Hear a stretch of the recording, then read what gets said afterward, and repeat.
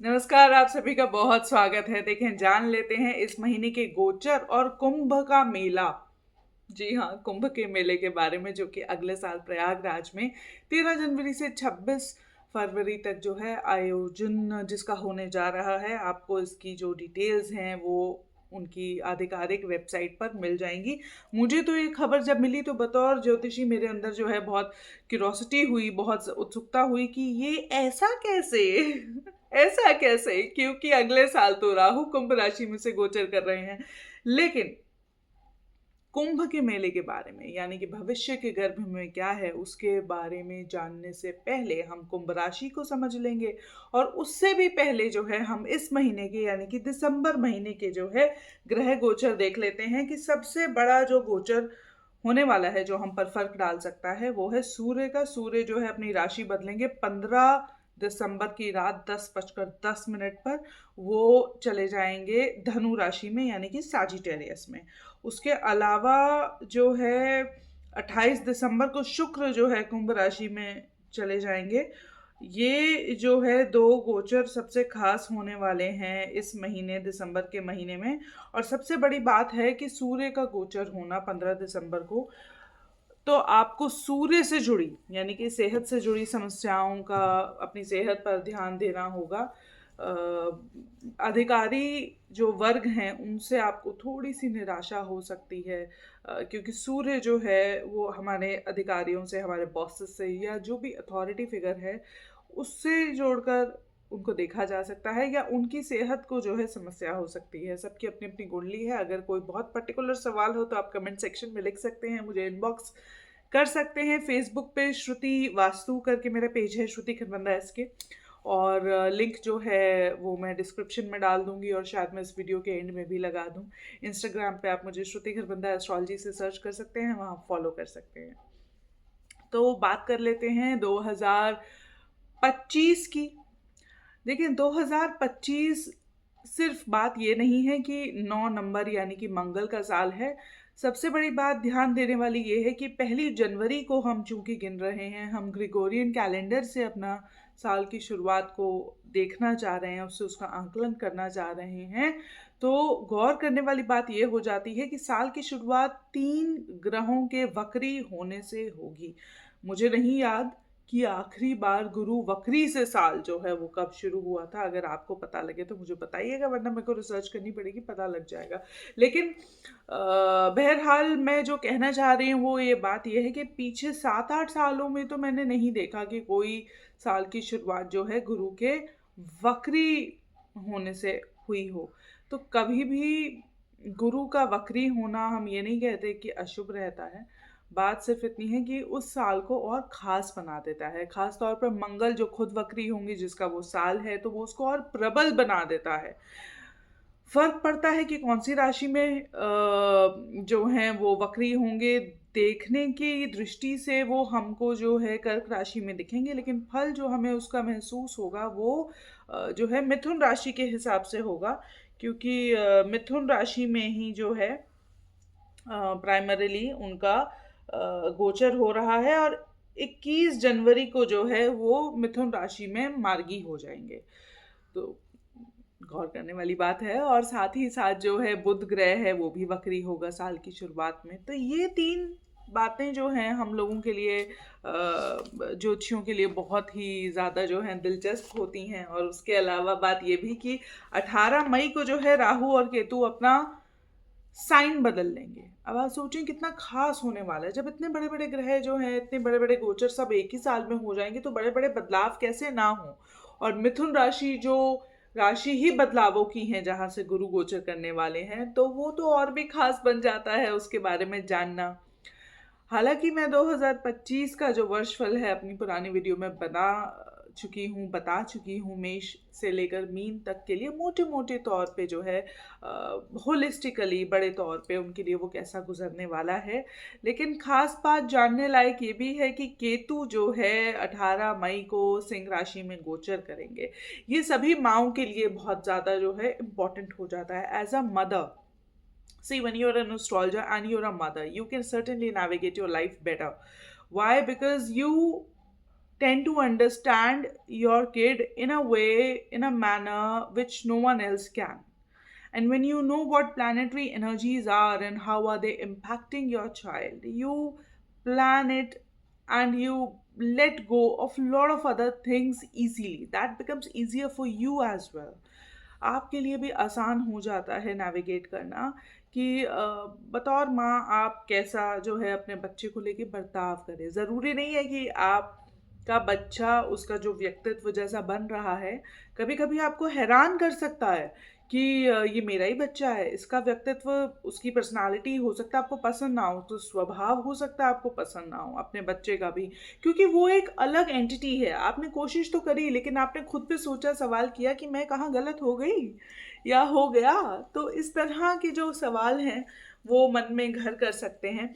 तो सबसे बड़ी बात यही है कि बतौर ज्योतिषी आपको ये पता रहे कि आपको ऐसा नहीं सोचना है, क्योंकि वक्ती जज्बातों के लिए जो है वो परमानेंट फैसले नहीं लिए जाते हैं ना, उनके लिए जो है हमेशा के लिए आपने कोई बड़ा कठोर फैसला ले लिया वो भी जो है लेना सही नहीं है, खास तौर पर जब आपको पता है कि केतु गोचर करने वाले हैं।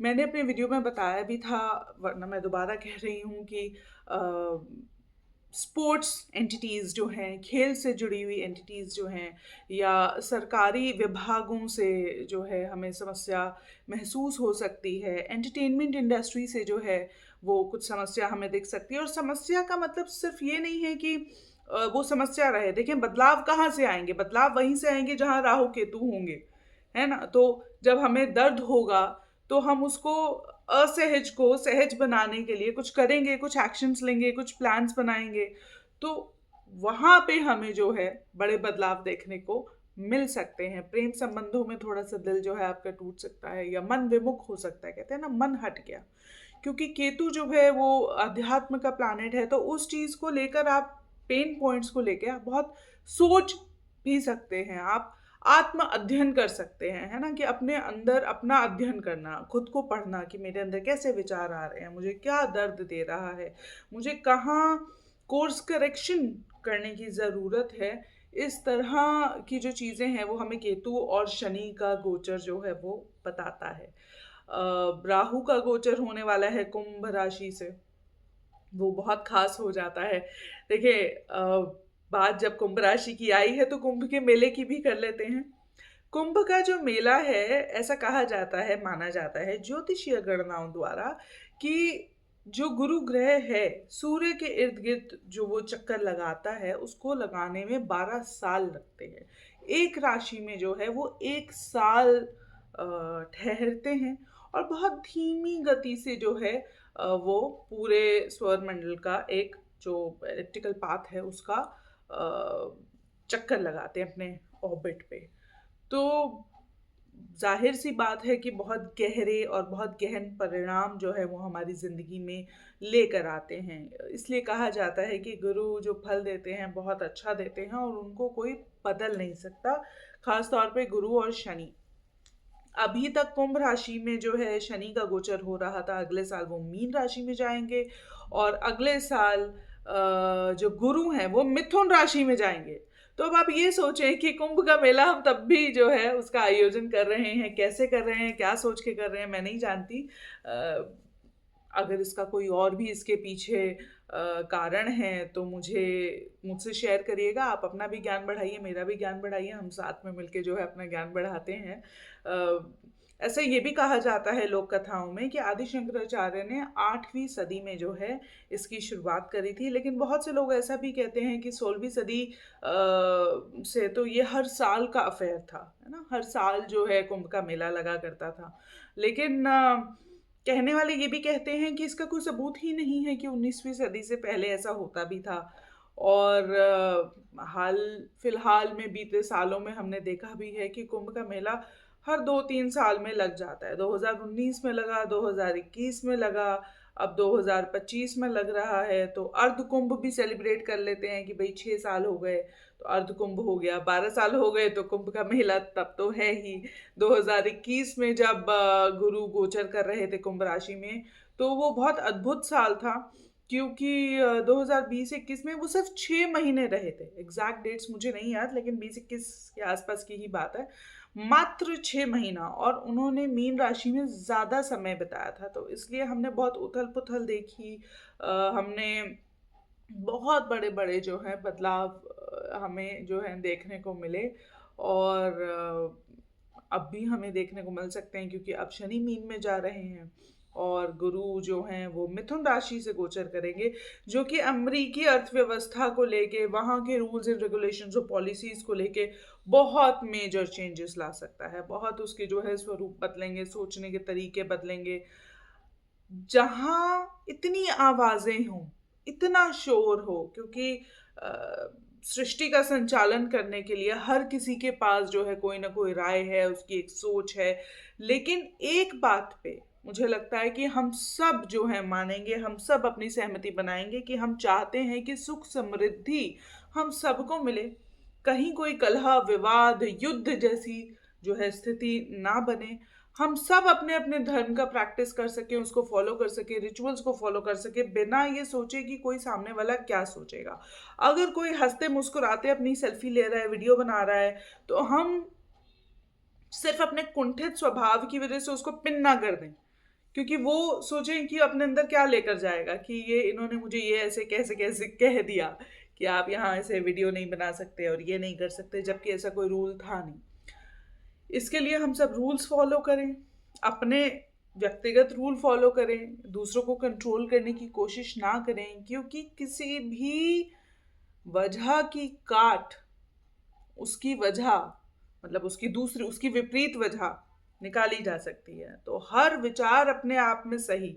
तो जितने ज्यादा लोग होंगे, कहते हैं चर्निंग, मीन राशि को चर्निंग कहा जाता है ना, कि बहुत ज्यादा आप एनालिसिस कर रहे हैं, सोच रहे हैं। समुद्र मंथन की राशि को इसलिए मीन की राशि मान सकते हैं कि मीन राशि उस समय रही होगी गोचर में, क्योंकि वहाँ पे देवताओं और असुरों का युद्ध हुआ, और अमृत मंथन जब हो रहा था उसमें अमृत निकला, तो उसको लेके भी बहुत सारी जो है लड़ाइयाँ हुई। तो आप सोचें कि ये वैसा ही गोचर कुछ होने वाला है शनि का मीन राशि में से, कि अमृत के लिए डेटा, जो आजकल नया फ्यूल है, नया ऑयल है, और ऐसा कहा जा रहा है कि डेटा नहीं होगा तो एआई कैसे डेवलप होगा, तो डेटा जो है वो सबको पब्लिकली अवेल कराना चाहिए। लेकिन इस बात से कौन इसको नकार सकता है कि जो डेटा है वो उसका मिसयूज करने वाले पहले आ जाते हैं, क्योंकि जितनी भी आसुरी शक्तियां होती हैं, या इविल माइंडसेट के लोग जिसे कहते हैं, या पावर फ्रीक जो लोग होते हैं, वो हमेशा पहले पहुंच जाते हैं, क्योंकि उनको कंट्रोल करना है ना, उनको तो सबसे आगे रहना है। कॉम्पिटिटिव स्ट्रीक उनमें सबसे ज़्यादा है। तो वो किसी अच्छे वजह के लिए कंट्रोल करें, अच्छी वजह के लिए डेटा मांगे, ऐसा ज़रूरी तो है नहीं। तो अब देखते हैं कि सृष्टि किस और जो है अपना रुख लेकर जाती है, क्योंकि बहुत बड़े बड़े ग्रहों का गोचर है अगले साल, और बहुत बड़े बड़े बदलाव जो हैं, एआई अपना आकार ले रहा है, उसका रूप बदल रहा है।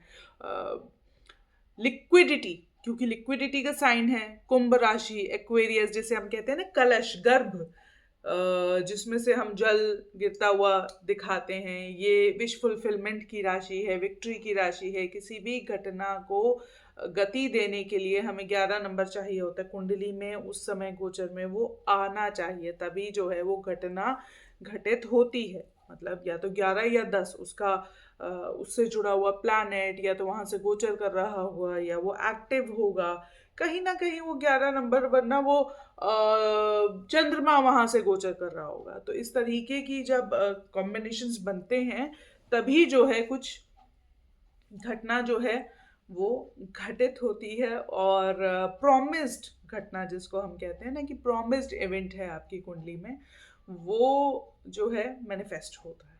तो ये बहुत इम्पॉर्टेंट है। कुंभ राशि के में से राहु गोचर करेंगे, तो राहु जो है वो ऑपोजिशन की राशि है, रिबेल और आपके प्रतिद्वंदी राशि नहीं, ग्रह है जो आपके प्रतिद्वंदी को दिखाता है ना, दर्शाता है कि आपका प्रतिद्वंदी कहाँ से मिलेगा।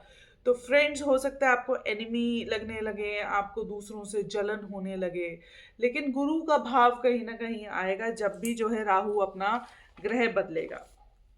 अब देखिए दोनों चीजें हो सकती हैं, राहु नक्षत्र बदलेगा, सॉरी, राहु ग्रह है अपने आप में। राहु जो अपना नक्षत्र बदल रहे हैं वो 16 मार्च को बदल रहे हैं। तो गुरु समान व्यक्ति से आपको गलत राय मिलना या गलत इंसान से आपको सही राय मिल जाना, ये दोनों हो सकते हैं डिपेंडिंग अपॉन योर चार्ट, क्योंकि दोनों प्लैनेट का जो है नक्षत्र लेवल पे कॉम्बिनेशन कनेक्शन जो है वो स्थापित होगा। तो बड़े बदलाव हमें एयरलाइंस, हवाई जहाज, हवाई यात्राओं में जो है डिसरप्शन सुनने को मिल सकती है, उनसे जुड़ी बातों को जो है गति मिल सकती है, इंटरनेट से जुड़ी बातों को गति मिल सकती है। जो भी तीसरी राशि कम्युनिकेशन, मीडिया, उसमें बहुत बड़े बदलाव हमें देखने को मिल सकते हैं। और ज़रूरी नहीं कि वो बहुत आशा और उम्मीद और सुख से भरे हों, लेकिन ये ईयर ऑफ एक्शन रहने वाला है, क्योंकि अगर अब तक आप चुप थे और बर्दाश्त कर रहे थे तो हो सकता है आपकी बर्दाश्त खत्म हो जाए और आप कहें कि नहीं। देखिए इसका आपको ऐसे ही कुछ ना कुछ जो है सॉल्यूशन निकालना होगा। तो या तो आप एडजस्ट करेंगे, या फिर आप अगर एडजस्ट नहीं करेंगे तो उसके लिए कुछ और सॉल्यूशन निकालेंगे। अब ये आप पे डिपेंड करता है कि आप उसके लिए क्या करते हैं। तो इस तरह के जो हैं आपको चीज़ें देखने को मिलेंगी, ख़ास तौर पे जैसे हमारे यहाँ कह रहे हैं कि सिविल अनरेस्ट जो है और भूमि से जुड़े जो विवाद हैं वो कुछ मिल सकते हैं या उग्र हो सकते हैं। पेन पॉइंट एक और हो सकता है कि दूसरे का धर्म, क्योंकि 12वीं राशि है वो दूसरे के धर्म को दिखाती है। अब अगर जैसे मैं हिंदू हूं तो मुस्लिम, या मैं मुस्लिम हूं तो हिंदू या ईसाई या सिख, कोई भी दूसरे का धर्म जो है उसको भी दर्शाती है। तो धर्म से जुड़े डिस्कम्फर्ट जो हैं वो बातों में, लोक कथाओं में, या मतलब लोगों के बीच जो है किसी ना किसी बात का, अनरेस्ट का कारण बन सकते हैं। तो बातचीत का या विवाद का या विश्लेषण या इस तरह की चीज़ों का, मतलब वो एक लाइमलाइट में रहेंगे, धर्म से जुड़ी हुई चीज़ें, क्योंकि शनि मीन राशि से गोचर कर रहे हैं। तो जैसे मैंने कहा कि उथल पुथल की मैंने बात करी थी कि उथल पुथल हो सकती है। उथल पुथल मतलब समुद्र मंथन, कि भाई बहुत इस बात पे रस्साकशी हो रही है और विचार विमर्श हो रहा है, आप मेरी मानिए आप मेरी मानिए। तो पेन पॉइंट्स सामने आएंगे, उन पेन पॉइंट्स को सेटल करने के लिए जो है हमें और ये बहुत धीमी गति से होगा, धीमे धीमे होगा, है ना। एक पल में लगेगा अब सब खत्म हो गया, अब कुछ बदल लेना है, और एक पल में लगेगा अच्छा ठीक है थोड़ा अभी देखते हैं इसको आगे कैसे लेकर जाना है, इस तरीके से लग सकता है। तो वो ध्यान रखने वाली बात है, क्योंकि शनि गोचर कर रहे हैं। और जो 4 बड़े ग्रह हैं उनके बारे में तो हमने बात कर ही ली, और हमने बात करी साथ ही कुंभ के मेले की, कि 12 साल में एक बार, देखें ज्योतिष गणना अनुसार 12 साल में एक बार अगर हम कह रहे हैं तो ये 12वां साल वो साल होता है जब जो गुरु ग्रह हैं वो कुंभ राशि से गोचर करते हैं और सूर्य चंद्रमा जो है वो मकर राशि से गोचर करते हैं। बाकी सेलिब्रेट करने का बहाना हम सबको चाहिए तो हम किसी भी बात पे सेलिब्रेट कर सकते हैं। उत्सव है, मनाना चाहिए, जैसे किताब उत्सव होते हैं, जगह जगह किताब उत्सव होने लगे हैं तो सबको अच्छे लगने लगे हैं, और सेलिब्रेट करने का, अच्छी चीज़ें सेलिब्रेट करने का तो बहाना ही चाहिए, और करना भी चाहिए। अब आप मुझे बताइएगा कि मैं अगली वीडियो जो है वो किस टॉपिक पर बनाऊं, किस बात के बारे में आप मुझसे विस्तार से जानना चाहेंगे। कुंभ का मेला है, या अगले साल का ग्रह गोचर, या मैं फिर से 12 राशियों का एक एक राशि का अलग अलग वीडियो बना दूं। वैसे मैंने 3 वीडियो बनाए हैं और एक वीडियो में 4 राशियां कवर करी हैं, लेकिन फिर भी जो है उसमें कुछ ना कुछ कमी या कोई ना कोई पॉइंट हमेशा छूट जाता है, क्योंकि बहुत सारा एस्ट्रोलॉजी देखें बहुत वास्ट है, तो उसमें कुछ ना कुछ तो ऐसा हमेशा होता है कि छूट जाता है, उसका ज़िक्र करना रह जाता है। तो अगर आप चाहते हैं तो मुझे कमेंट सेक्शन में लिखिएगा और हम करेंगे उस पे बातचीत। फिर मिलते हैं।